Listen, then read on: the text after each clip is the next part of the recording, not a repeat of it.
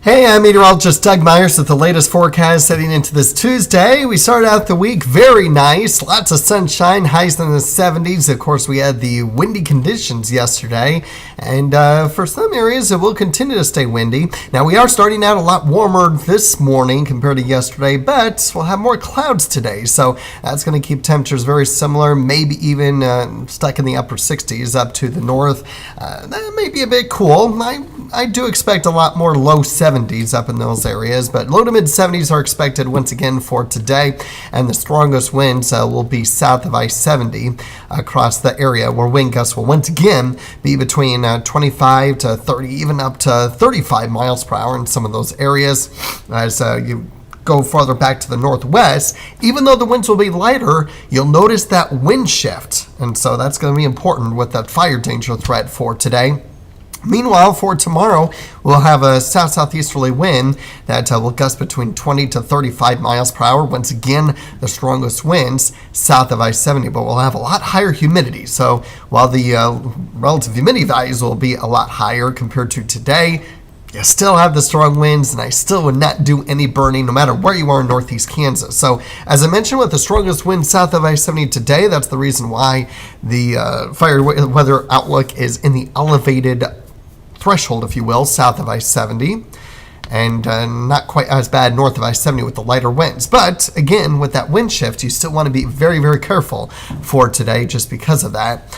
There is no technical red flag warnings issued for today, at least as of me recording this.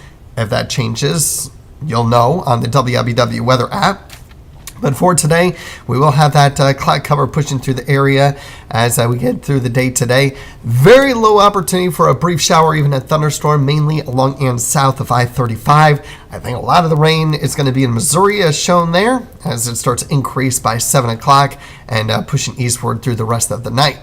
We'll get a little bit more cloud cover once again for tomorrow, but perhaps even a little bit more sun compared to today.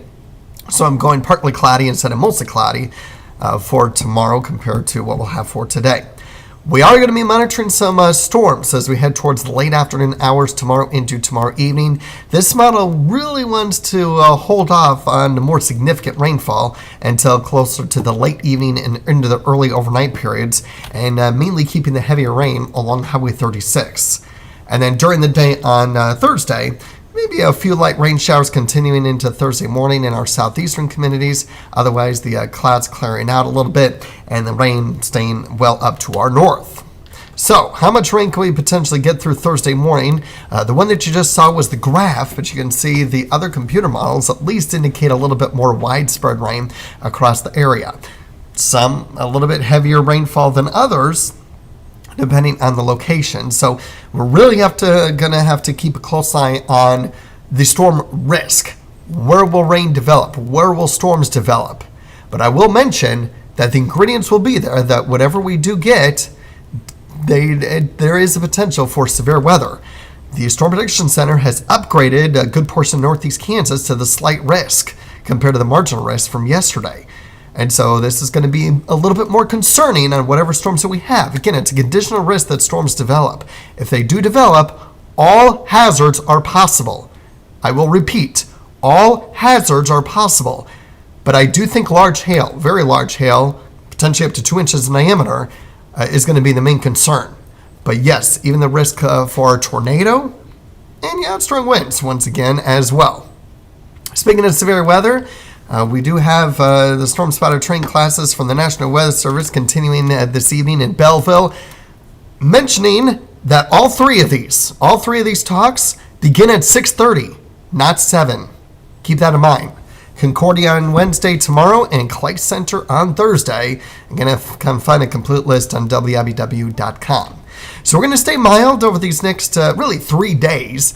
Unseasonably mild for this time of year. I will mention that Thursday, though, we could have a wide range in temperatures as the cold front does push through the area. So be aware of that. And then temperatures do cool down closer to 60 for most areas by Friday.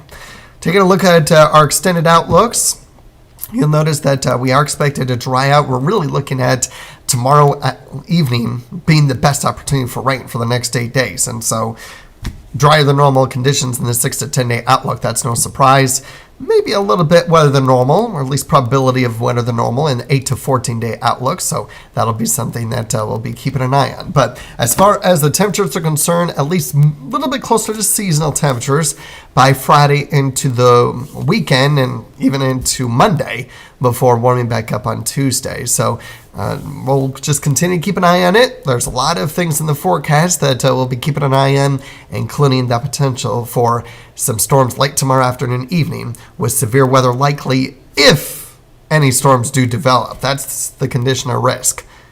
Storms that do develop have a pretty decent chance of becoming severe. Now, how severe they'll be and what severe hazard they'll come with, that'll be something to watch out for. But hey, it's that time of year, so be ready. Hopefully you have your weather radio ready to go, programmed and on.